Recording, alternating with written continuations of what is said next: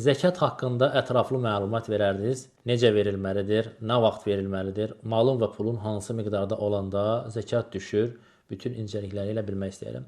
Təbii ki, bu sualın cavabı geniş şəkildə bütün incəlikləri ilə dərslərimizdə izah edilib.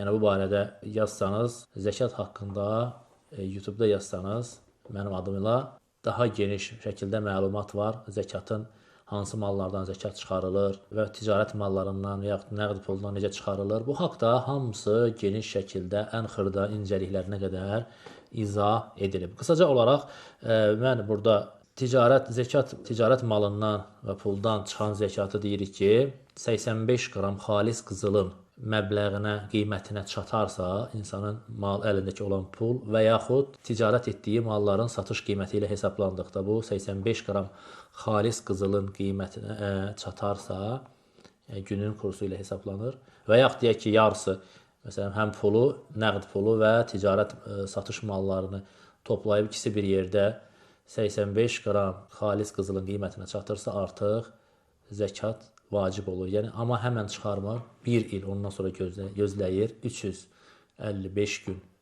gözləyir, 355 gündən sonra təkrar baxır.